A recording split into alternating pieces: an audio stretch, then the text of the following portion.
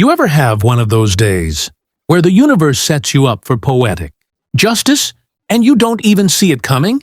Yeah, that was my Tuesday.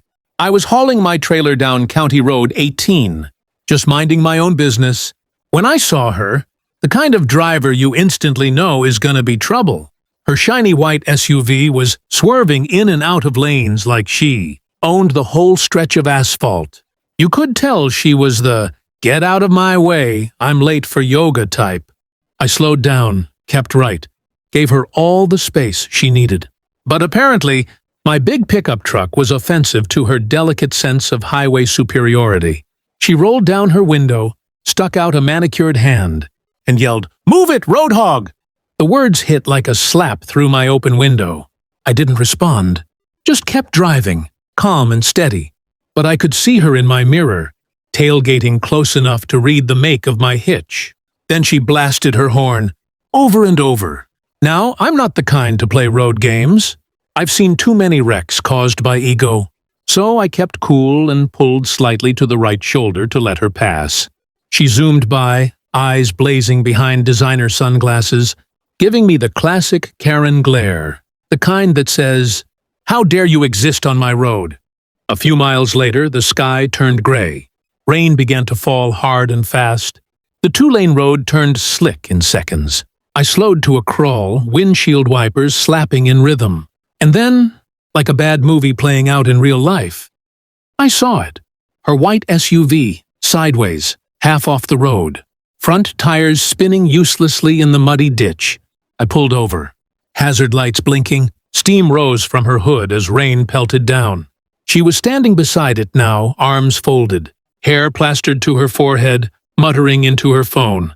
When she saw my truck approaching, her expression shifted, from pride to pure disbelief. "Oh no," she groaned. "Not you!" I stepped out slowly, rain soaking through my jacket. "Need a hand?" I asked, barely hiding a smirk. She looked at me like I'd just insulted her ancestors. "I'm fine," she snapped. But her car told a different story. It wasn't going anywhere without help. And that's when I decided this was about to get interesting.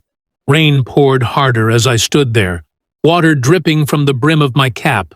Karen's pristine SUV was sunk deep, mud swallowing the tires like quicksand. Her phone was pressed to her ear, and she was pacing, muttering something about AAA taking forever and "this is ridiculous." I gave it a minute, then called out over the storm, "You'll be waiting a while. Cell service is spotty here." She shot me a glare that could melt chrome. "I don't need your help, roadhog. You've done enough already." I almost laughed. "Done enough?" I said. "Ma'am, I'm just trying to get home before this road floods." That hit her pride. She crossed her arms tighter, looking between me and her SUV. Her confidence was draining faster than the water pooling around her tires. Finally she sighed, loud, dramatic, like she was agreeing to something beneath her royal status. "Fine, if you think you can help, then do it. But don't scratch my car." I walked back to my truck, keeping my grin to myself. I always keep a tow strap behind the seat.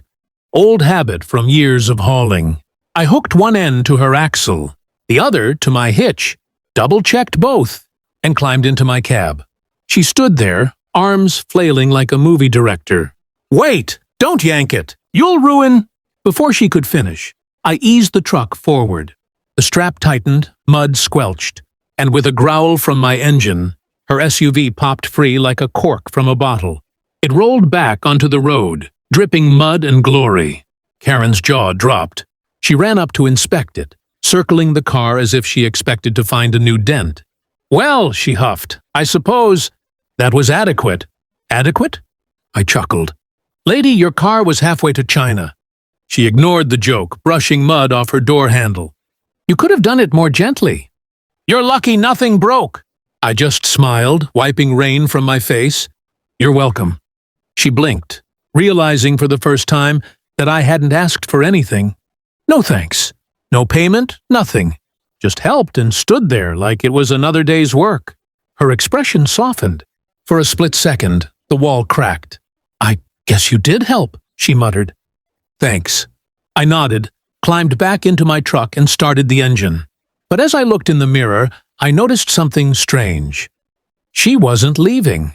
Her SUV was still running, but she just sat there, staring at my taillights like she had more to say. And that's when things took a turn I didn't expect. I watched her through the rearview mirror, engine idling, rain drumming softly on the roof. She hadn't moved an inch. Her SUV's headlights glowed in the mist, like two uneasy eyes staring back. Finally, curiosity got the better of me. I threw my truck into park and stepped out once more. Karen rolled down her window halfway. "What?" she asked, her voice sharper than she probably meant. "You okay?" I said. "You're just sitting there." She hesitated, her lips tightening. For the first time, she didn't look angry. She looked tired. "Yeah," she muttered. "I'm fine. Just give me a minute." I leaned against the side of my truck.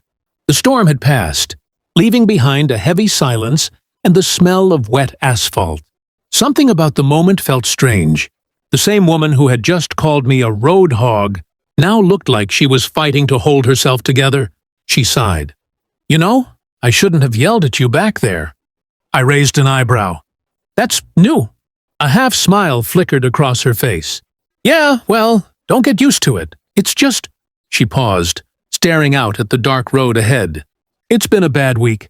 My husband's out of town, my son's been sick, and I just lost a client at work. Then my car slides into a ditch, and the first person I see is the guy I just called a road hog. I couldn't help but laugh softly. Life's got a sense of humor like that." Karen looked down at her hands gripping the steering wheel. "I'm not proud of how I act sometimes," she admitted quietly. "People think I've got it all together. But truth is, I'm just trying not to fall apart." That caught me off guard. For the first time, I saw more than the stereotypical Karen everyone jokes about. I saw a person, frustrated, overworked, and maybe a little lonely. I nodded. "We all have bad days. Don't let one of them define you." She looked up, eyes glistening slightly. "Thanks," she said softly. "And thank you for pulling me out. I really mean it."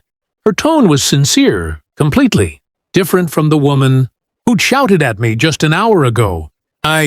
Her tone was sincere, completely different from the woman who'd shouted at me just an hour ago. I gave her a small nod, ready to head back to my truck.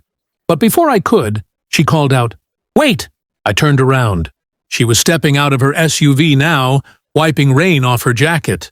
"There's one more thing," she said, awkwardly holding out a folded envelope.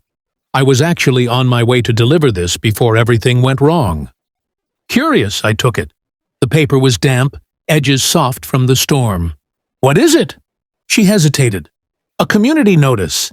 I'm on the HOA board for the Ridgeview neighborhood." I blinked, almost laughing. "You're on the HOA?" She frowned. "Don't sound so surprised." I grinned. "Guess that explains the bossy tone." She smirked despite herself. Yeah, it's a notice about road maintenance. We're supposed to hire a local contractor for grading the neighborhood trail. I was supposed to drop this at the township office before the ditch incident.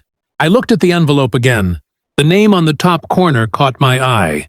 Cedar Ridge HOA. Maintenance bid. My company's name was listed as one of the applicants. I froze.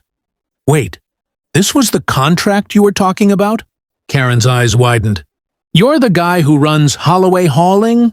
I nodded slowly, realization dawning for both of us. "Yup, that'd be me." She laughed. An actual, genuine laugh this time. "Well, I'll be damned. Guess I've been yelling at the man we were about to hire." I chuckled. "Guess karma wanted to teach you a lesson and give me a sales pitch." She smiled, shaking her head. "You know what? You earned that contract. I'll make sure the board approves it. Consider it an apology." I could have played it cool, but the irony was too good. "You sure about that? Might be awkward explaining to them how the road hog saved your SUV." She rolled her eyes. "Don't push your luck, cowboy." We both laughed. The tension that had defined the entire day washed away, leaving something surprisingly warm behind. She extended her hand. "Truce." I shook it. "Truce." As I climbed back into my truck and started the engine, I looked in the mirror one last time. Karen was still standing there, smiling faintly, watching me drive off into the mist. Sometimes life hands you moments that rewrite a story in real time. That day started with anger and ended with respect, and a reminder that people aren't always who they seem on the surface.